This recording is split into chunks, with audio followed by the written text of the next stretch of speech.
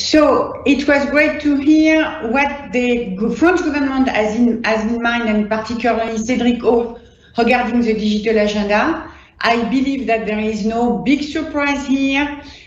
Innovation as the key priority, but regulation also an important one to accompany this innovation.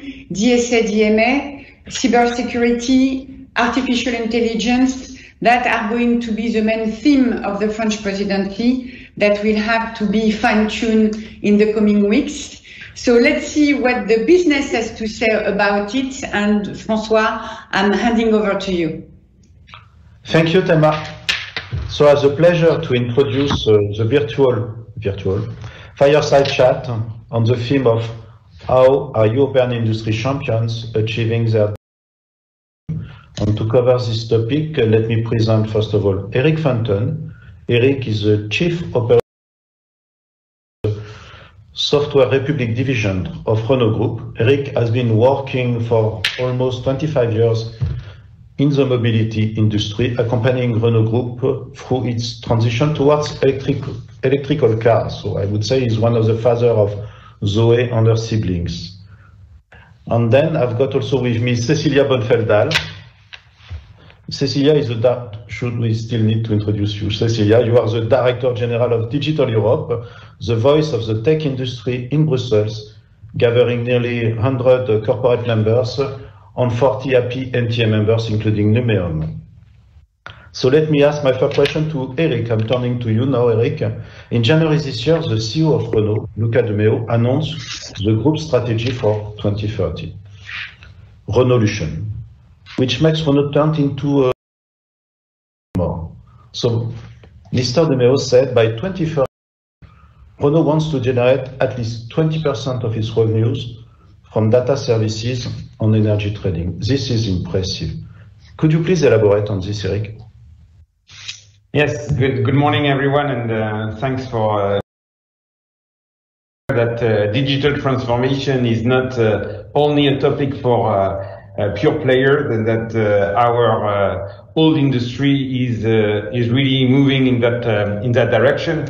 As you said, the fact of going into transforming Renault Group into a tech company is not something we are planning to do alone, and that's why Luca De Meo, with 5 other CEO of major tech players, decided to create Software Republic as a strategic alliance. So Atos, Dassault Systèmes, Thales, Orange, and ST Microelectronics joining together to combine their skills, create a ecosystem around them with smaller companies to move in this direction. And why software and ecosystem are so much linked? I think because the big transition, the big transformation of the automotive industry that is ongoing as really those two components embedded very deeply in the transition. Of course, electrification is consuming much more software and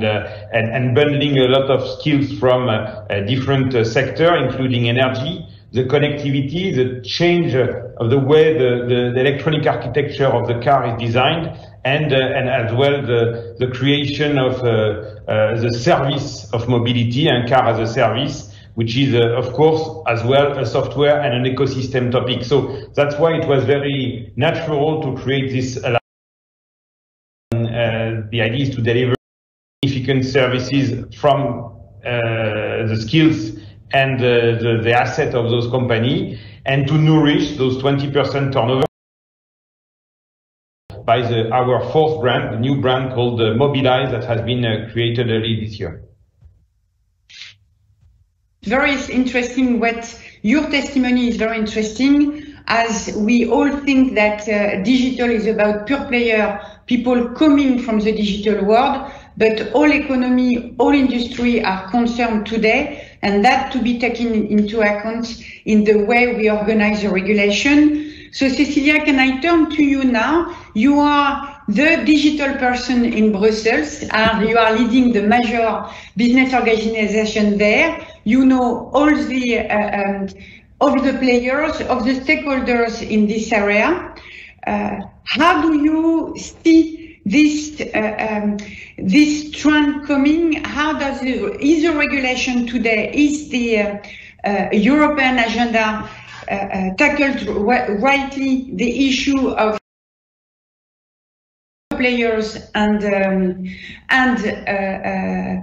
traditional industry? Is the DSA, DMA, the cybersecurity, the data package, the rights issue, are they tackled rightly in order to accompany this important transition?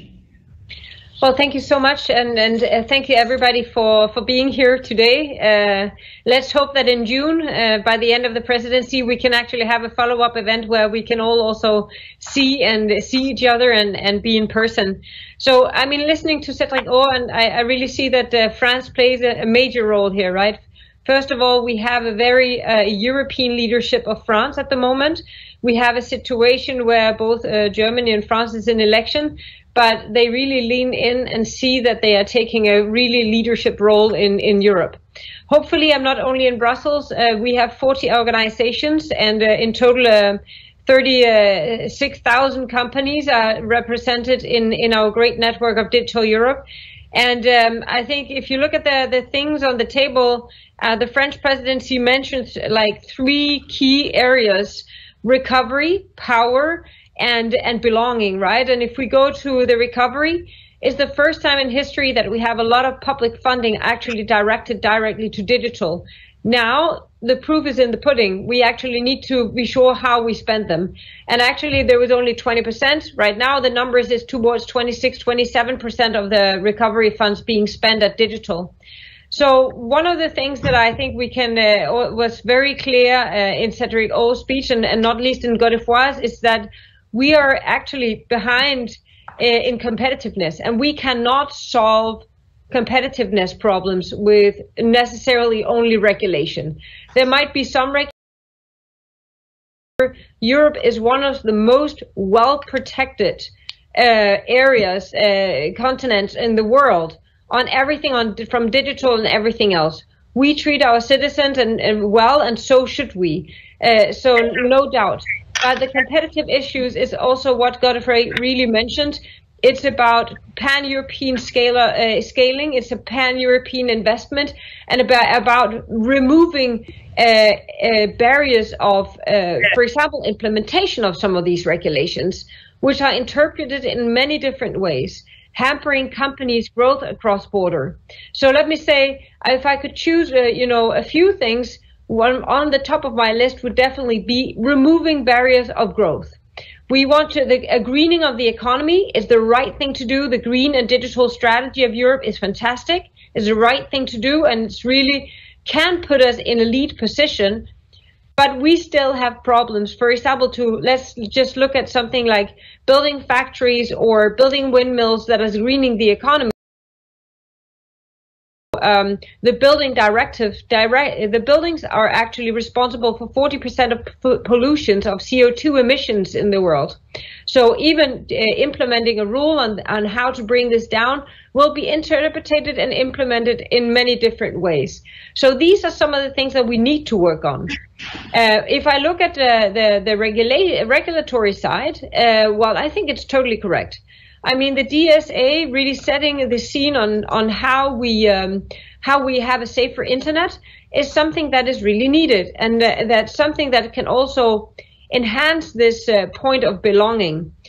So yes, I do think that we need to have a common reference all over Europe on how we have a safer internet, even globally. And this is, of course, why there is also now a very extensive dialogue with the US on these specific areas in what is called the Trade and Technology Council.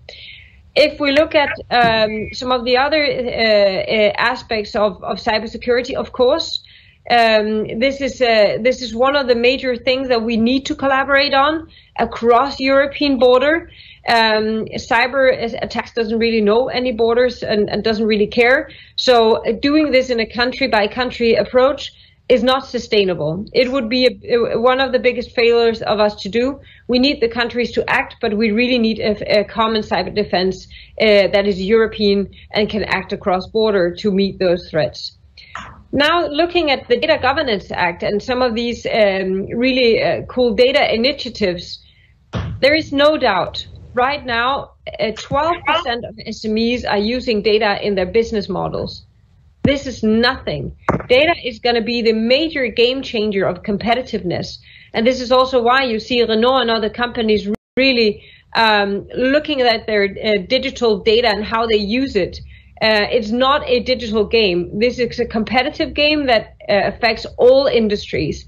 So, for example, things like the Data Governance Act and the data spaces is very, very welcome. It's something that we need. And I would say the target is that we in 2025, actually have equal access for SMEs to data than every other company. Today, we know that of the biggest two blockers for growth of the SMEs across border is access to data and the barriers of diverse and unharmonized implementation of regulation across Europe. So we really need the data, and I think the files that they are looking at are really the right files. Then, of course, we need to see that we also we actually create one harmonized market of growth, not only introducing new rules. Thank you, Cecilia. I'd like to elaborate a little bit on the concern you raised about building.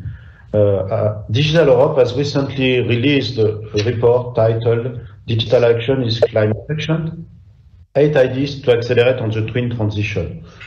And I would be very happy if you could, I would say, share with us some of the key takeaways from this report. And second, just obvious question, what is Digital Europe expecting from the French EU presidency? Okay, let me maybe flip the other way around. I mean, for me, the French presidency is a unique chance for one of the biggest and most, European countries to really take a leadership. Not only in Europe, but also on the international scene. Europe is by far ahead of the rest of the world in digital governance. And I don't want to say only digital regulations, but digital governance. Of course, first, we need to fix our home base. So I hope that the French presidency will be an opportunity to really drive harmonization across Europe on a few and the most important things, amongst others, basically access to data. Then I hope that they will also have a close dialogue abroad with some of our major trading partners. We know that 86% of European headquarters companies' growth, so 86% of their growth comes outside Europe. So this also tells, a little bit about the internal market, but it also tells that we have huge interest in aligning also governance with some of our major trading partners. And I hope that we will see also France take lead in this really.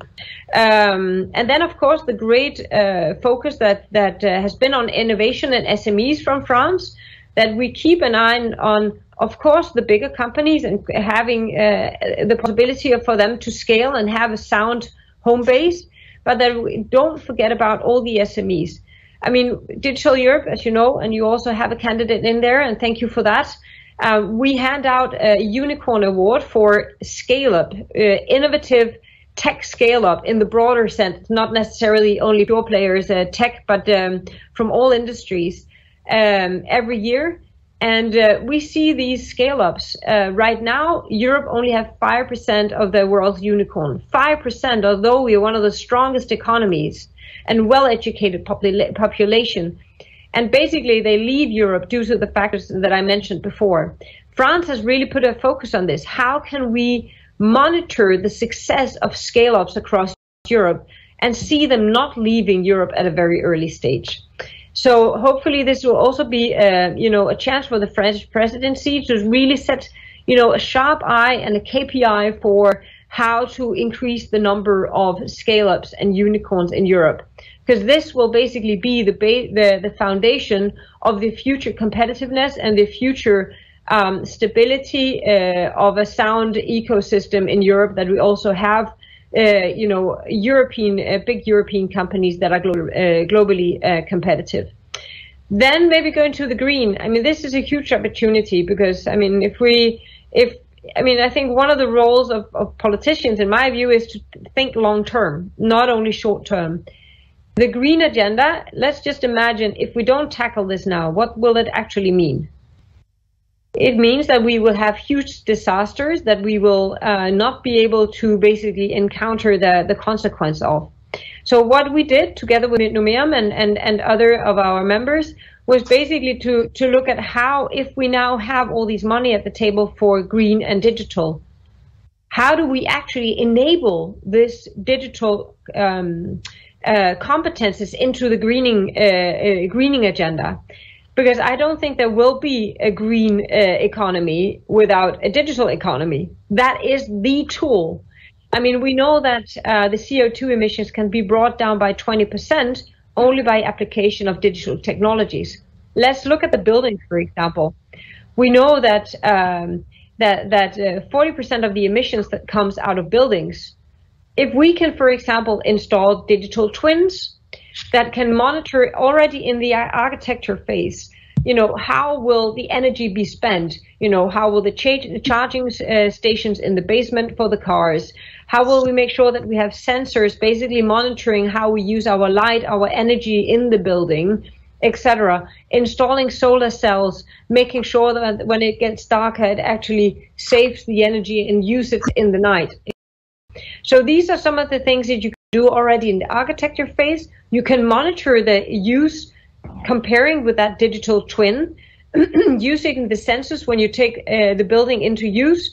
And you can actually do it also in the maintenance of it, knowing exactly what you need to repair in advance. This is just one single example.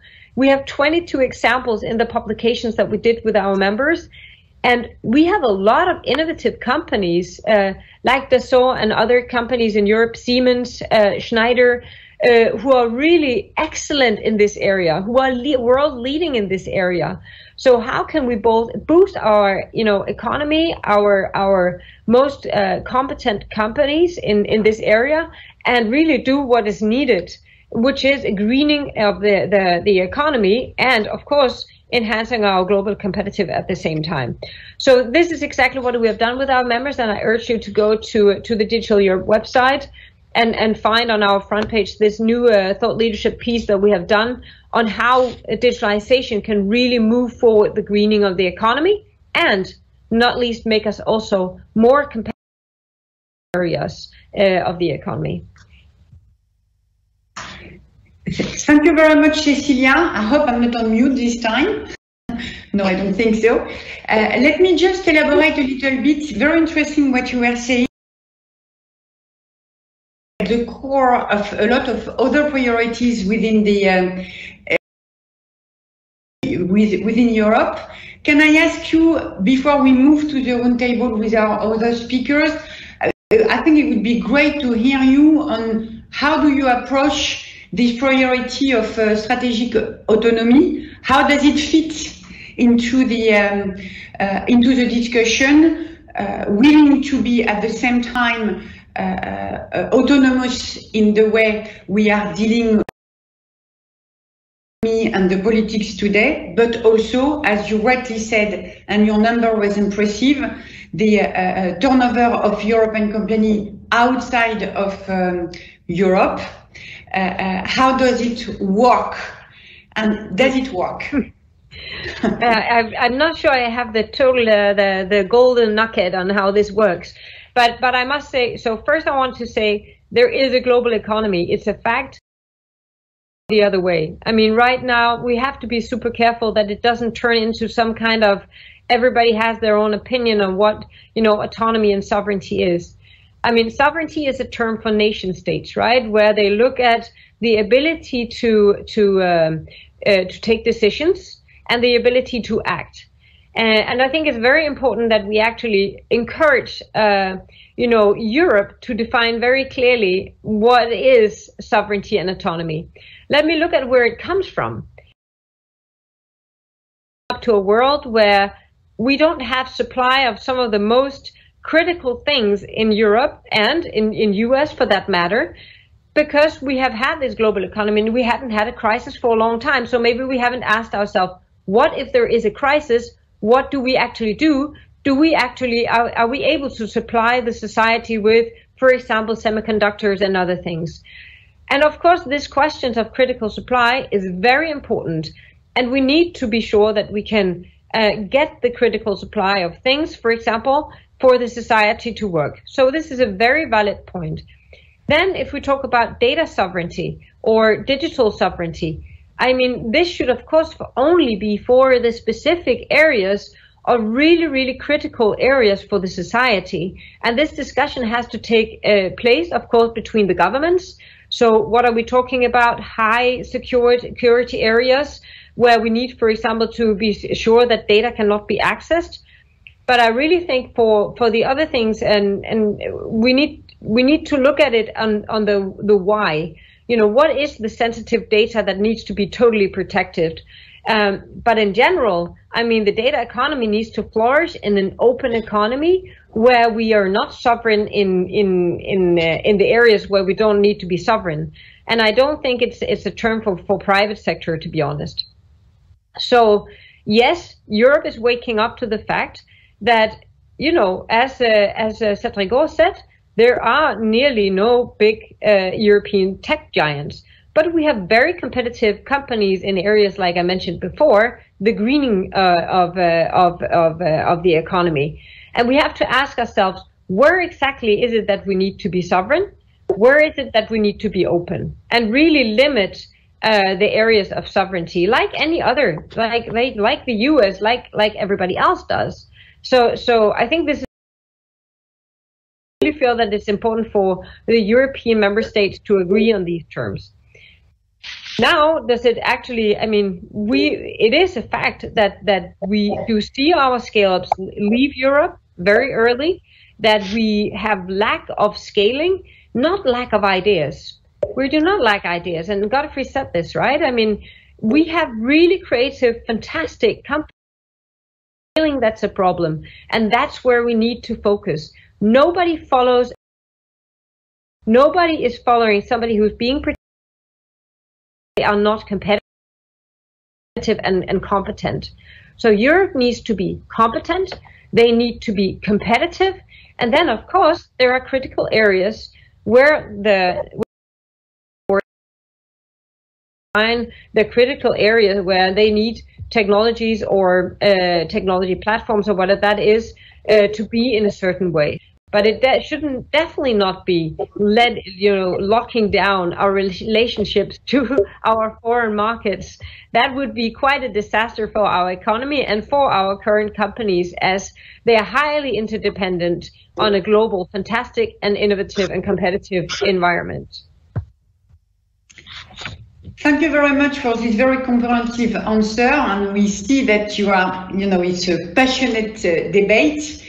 To be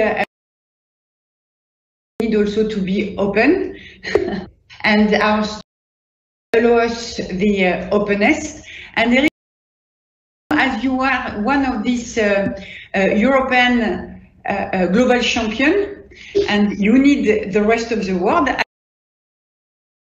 You are part of the rest of the world, but I would like to come back to a very specific issue, which is the experience of Renault in this regard. You open to the world, emblematic and kind of visionary regarding the green transition for the car industry with the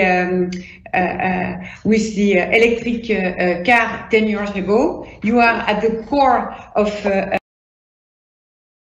You are now at a new stage of your development.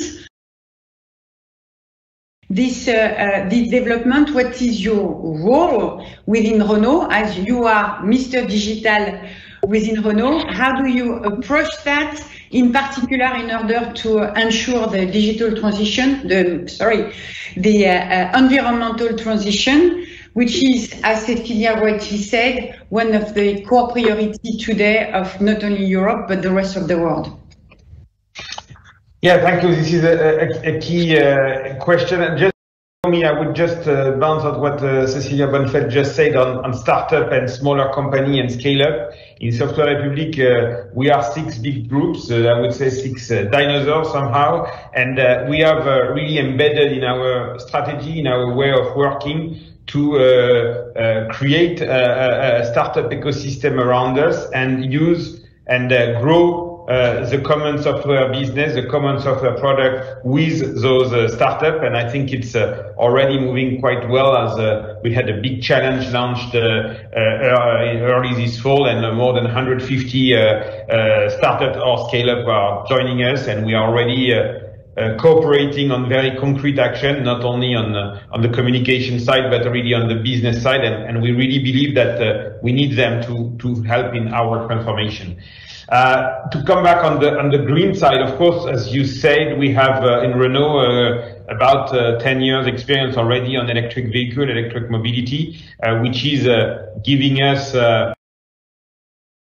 advantage in understanding those states. We have been creating, for example, and I have been creating in more than 5 years ago the first electricity team, energy team inside I think an OEM, which is now growing inside the Mobilize brand that I mentioned before. And so I think our first priority on the green transition, the Software Republic, is to help to use the car and the electrification on both sides, downstream, to help the customer have a better experience with the electric vehicle, with the charging, with the traveling, which is of course changing a lot the habit we had with some petrol engine, and also, and this is quite new and I think very important, helping using the electric car as a support to the greenification of the grid and the production. Electric car is, I think, a great tool to support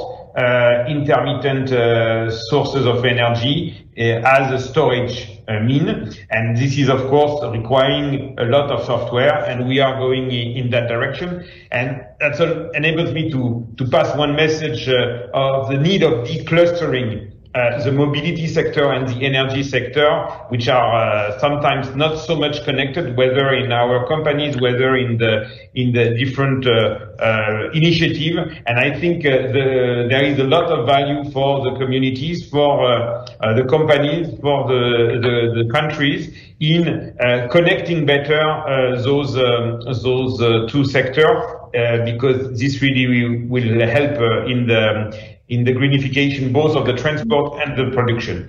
And I think the last word is that also we are looking very carefully in Software Republic at the greenification of the digital tools themselves, and clearly low energy data, I would say sometimes even low data, is one of the concerns we have in the product we develop, because this is also a major stake, we think, in the greenification. So we try to embed that from the origin in the way we design and we think this is the new product in software. Thank you, Eric. If I may add a question, you mentioned low data, low energy data. So it's clear that data is at the core of Renault's strategy for the future. I'll be very interested if you could say a few words about your approach to data access, data sharing, because data is really the core and the value of Renault going forward. Yeah, I mean, it's really a change of culture inside the company, outside the company, and I think there was a first phase to consider that data as value. I think this is, of course, now very clear around us and also inside our industry. Now, I think what is the next step is that to identify how mixing the data from different sectors, like we are doing in the Software Republic, can actually more value for the customer, for the citizens, for our company. So this is a change of culture from, I would say, to data bundling, which is very important. The second point on data is that we should not, and data as a cost, and like any other product, you need between cost and value. And for industrial player like us, it's a day-to-day decision on how we invest, whether we are investing on the hardware side or on the software side. So how to find the right balance, but there is no free data, that's for sure. And last point, which seems for us very important, is the explainability of data and of what we do with data for the citizen, for the customer, for the employees. I think the black box way of having data managed cannot be sustainable, cannot be scalable, and we are really for this vision, covering all this. That's a main concern for Software Republic, and it was mentioned before. Cybersecurity is a must, and we have a long way to go there, because there is also from that standpoint a big change of culture. But we are very actively working on this, and I think that the momentum is great.